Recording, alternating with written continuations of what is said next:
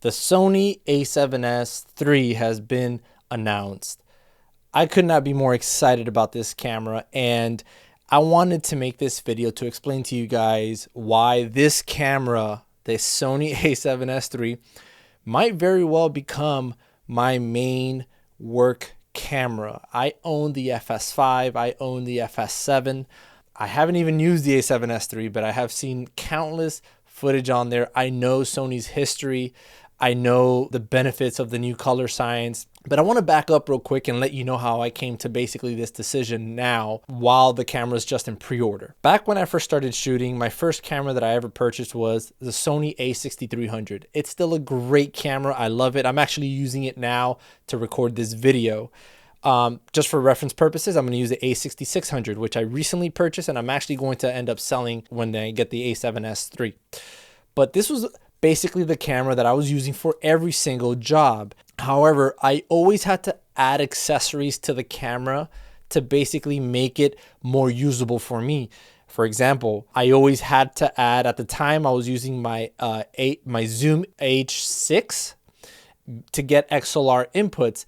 And even then, I was recording onto the Zoom, and then I had to sync it later in post. And I would be attaching that recorder onto this little camera body. At the same time, I wanted the shotgun microphone, so I got the Rode NTG4.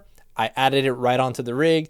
At the same time, I added a monitor onto the rig just to get a bigger screen. So basically, this camera needed a lot to make it workable for me and my workflow for my shooting style. So because of those additions, I decided I need a legitimate cinema camera so that I can do those jobs that would require all of those accessories all in one.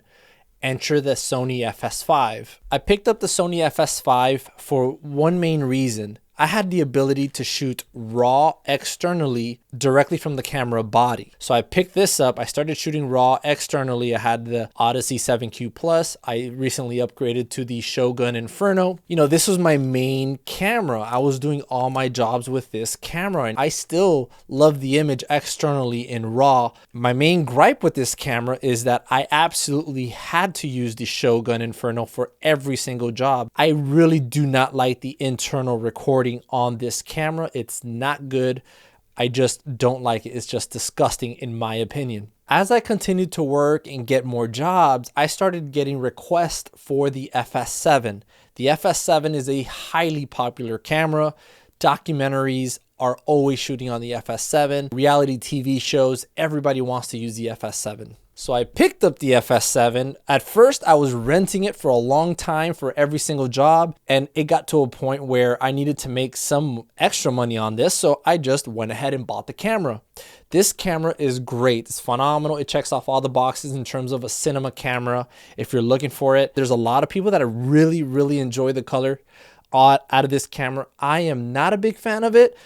I've tolerated it, but basically it's what my clients have been requesting, so they get what they ask for. But because this is such an expensive camera, and you know, I already had it, this by default ended up becoming my main camera for any job. Even at those jobs that I was hired to do everything from concept to execution to production to post-production and everything, I ended up using the FS7 by default just because it was there. It was the camera that I had on hand. But I've never been crazy about the colors out of this camera. Enter the Panasonic GH5. I fell in love with the GH5. Those of you that follow me on social media, I have been crazy about that camera. It's been phenomenal.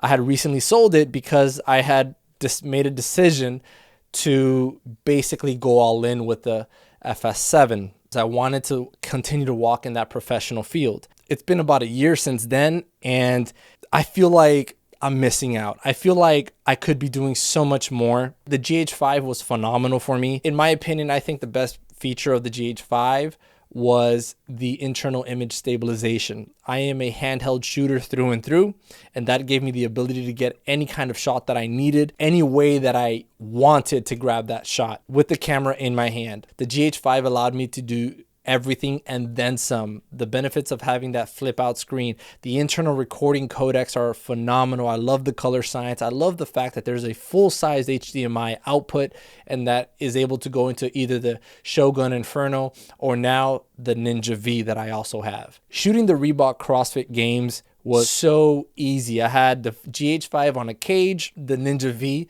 that was a monitor and a recorder at the same time. It gave me great codecs, great ProRes image. It was beautiful. The dynamic range, it was just phenomenal.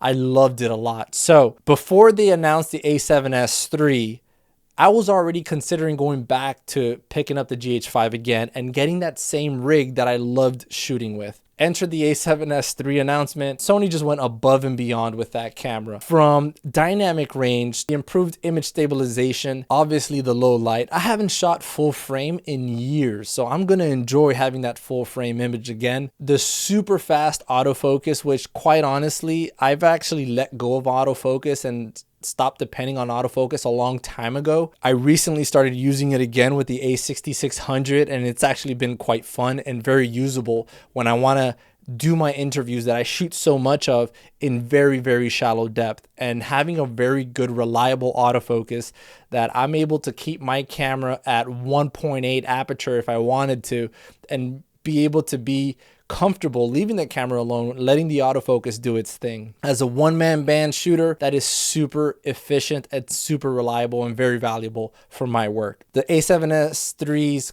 internal shooting codecs are phenomenal. You can get 4K, 2430, 60, 120 at all 10-bit. That was another reason why I love the GH5. It was the 10-bit recording. Now Sony has implemented it into the A7S3 at every single recording format, which is incredible. That was actually very, very surprising that they did that. The flip out screen, the first time in a Sony camera except the ZV-1. It's clear that this camera is gonna have it all, and I anticipate that this camera is gonna have it all. Given Sony's track record in delivering great image quality, the A7S2 was a game changer for many people, and people have waited 5 years for the release of A7S3, and for good reason. This camera basically checked off all the boxes. The only thing that I am gonna miss that I wish it did have, but I get it, is the built-in NDs. I'd rather just take another little pouch full of variable NDs for my lenses and then continuing to have, you know, huge batteries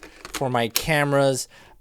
This doesn't even have the side handle, which also, again, it's a lot of room in my bag. It's not necessary, put it that way, for my work. If I need to impress my clients, I'll rig out the A7S3. I'll put a cage and a monitor just like I was using it at the Reebok CrossFit Games. So I'm super excited for the A7S3. I'm not gonna get rid of the FS7. For some reason, my clients want to continue to use this camera. As a matter of fact, during the pandemic, this camera was basically the only thing working here. I was out of work. All my shoots were canceled. But for some reason, I had one of my clients that was still doing a lot of shoots, and he was renting this camera off of me for many, many, many shoots. This camera basically paid itself off like $6,000, $7,000 during the pandemic, just being rented out. So I'm going to continue to keep this, of course. That it'd be dumb to get rid of it.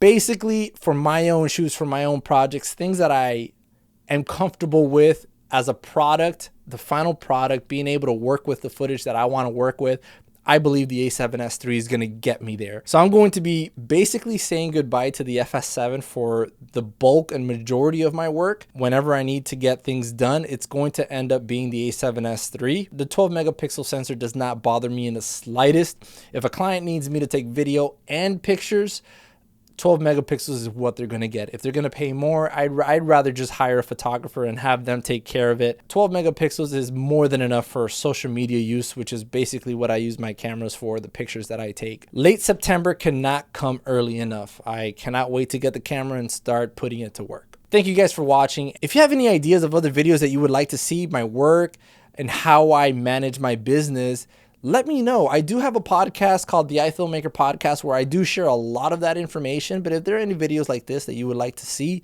other cameras that I use, gear, let me know in the comments below. Thanks for watching.